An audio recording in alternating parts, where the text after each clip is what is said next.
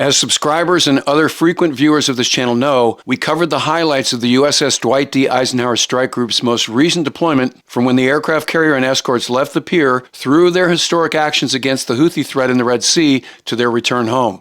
The Ike Strike Group was commanded by Rear Admiral Marc Miguez, who started his military career as a recon Marine who fought in Desert Storm before transferring to the Navy and earning his wings as an F-14 radar intercept officer. I served with him aboard both the USS America and USS George Washington in the mid to late 90s when he was a first tour lieutenant in VF-102 and I was a department head in the squadron on the first deployment and then the Air Wing 1 operations officer on the second one. His first call sign was Recon because of his Desert Storm experience, but that was ruled as too cool for a new guy in short order, so it was changed to STEM after his first port call for reasons that will remain unreported here.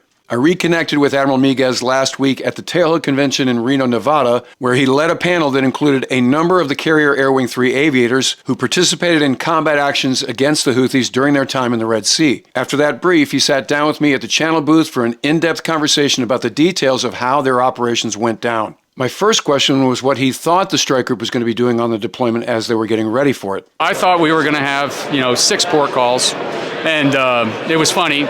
They came to me prior to the pullout date and said, hey, the 6th Fleet Admiral would like to know what port calls you'd like to visit. I was just like, well, let me get my pen out here.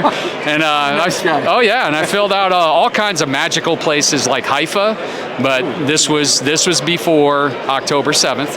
I wanted to go to Haifa. We went to Haifa, if you remember, on that George Washington cruise. And then I put Rotterdam on the list, which I had never been to. We were going to do the High North, Portsmouth, England. I mean, I had all these beautiful places. Lisbon was on the list, Marseille.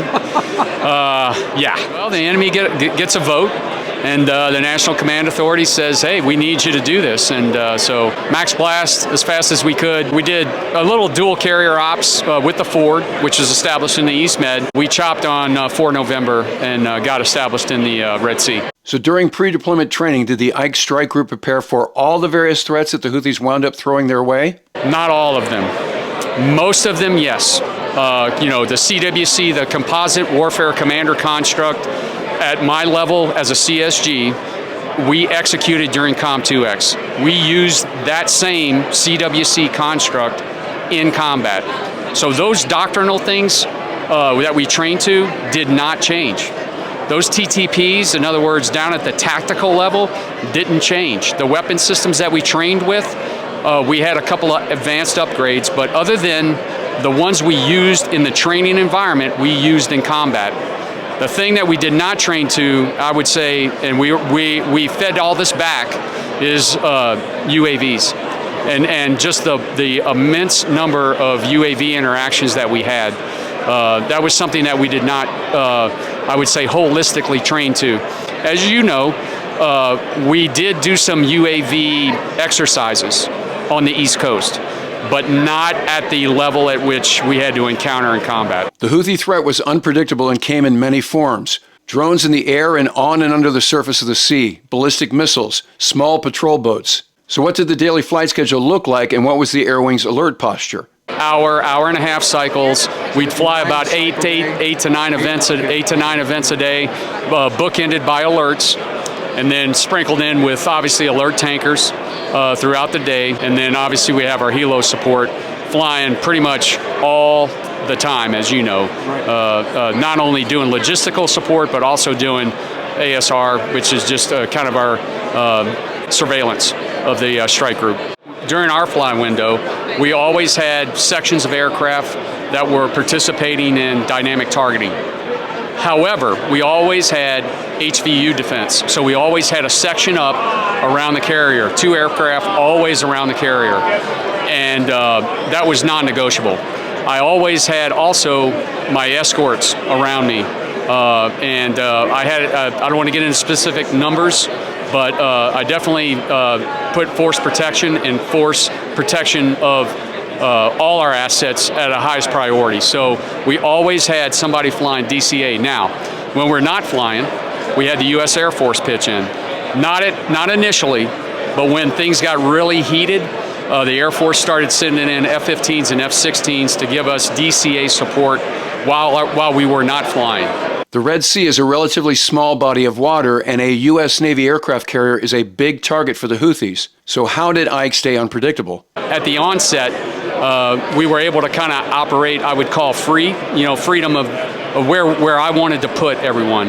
But as time clicked on, it just was not, for force protection, I had to maneuver the carrier multiple times. And it was, if you want to think about it, there were occasions where we were close, then there were occasions where we were further away, just to keep the balance back and forth where we weren't, as you know, mod locked and just driving in the same sea space day after day. That's the beauty of the carrier. That's the beauty of the strike group. We do a distributed maritime operations, DMO, and it's baked into our culture. It's something that we didn't talk about when I was a JO and you were a commander, but it is definitely baked into our culture now. We focus on DMO all the time. The Admiral reviewed several firsts that the Ike Strike Group accomplished during their deployment. We were the first to support missions out of the North Red Sea into Syria and Iraq. That had never been done. We were also first to employ a couple of exquisite weapons, ARGMs. We were also able to employ for the first time some joint standoff weapons. In testing they had been done but not in combat, and in training they had been executed but not in combat. We actually had configurations that NavAir put forward very rapidly and gave us four AIM-9X flown on a Super Hornet. They rapidly turned that around, which is something we needed. As we started to engage UAVs, the cost benefit of shooting a standard missile and the cost of that missile compared to taking an AIM-9X, you can pretty much guarantee the weight is probably better with an AIM-9X than it is with a standard missile. And so that's why we needed to have that extra loadout. Okay. So those are just a smattering of a couple of firsts that we were able to execute. Other firsts included the first air-to-air kill for an EA-18G Growler and the first air-to-air kill by a female pilot, in this case flying a Super Hornet from VFA-32. Because of all the threats the Houthis were shooting at them, the strike group's destroyers ran out of missiles. During the panel presentation, Rear Admiral Miguez explained that the strike group originally used Rota and Bahrain to reload missiles, but that took a week or more, which was way too long. So they wound up using Yanbu, Saudi Arabia, which only took them 3 days. In the comment section of some of the episodes dealing with Red Sea action, many of you asked whether the Super Hornets had used their guns to down drones.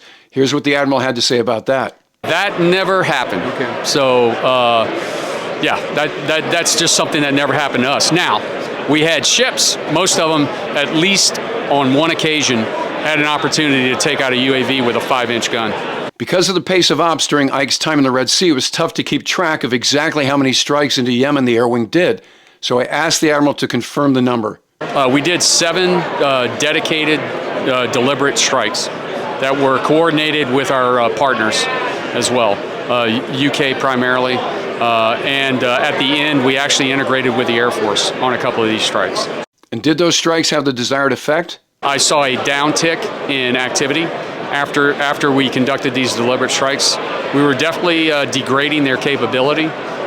We were focused on normal military targets, storage units, stuff like that, where we knew we had pretty good intelligence of where they were keeping things. And that was primarily our focus of hitting those things. Carrier Air Wing 3 aboard Ike flew 14,000 sorties, logged 32,000 flight hours, and 15,000 arrested landings. Their Super Hornets and 1 Growler shot more than 60 air-to-air missiles. But despite all of Ike Strike Group's efforts, the Houthis continue to attack commercial shipping transiting the Red Sea. I asked the Admiral what else needs to be done to eliminate the threat altogether. There are definite strategies that were put forward, but our National Command Authority decided that those what I would call more aggressive postures and more aggressive strikes was not something that we wanted to challenge. We all know Iranian-backed groups like the Houthis, where that threat's emanating from. And so that is a calculus that's handled at echelon 0 at the National Command Authority with NSA and everybody else. So those are things that I don't dabble in. But moving forward, we are going to have to continue to deal with this, and it'll be up to our National Command Authority to probably be more aggressive with our strike groups and all of our assets, not just Navy. This is a whole of government approach. It's going to take the dime, diplomatic, information. It's going to take the military, yes, but it's also going to take economic pressure as well. And I think if we can get that focused with a whole of government approach, I think that's what's going to result in the freedom of navigation in that critical strait, which impacts about 20% of the global commerce.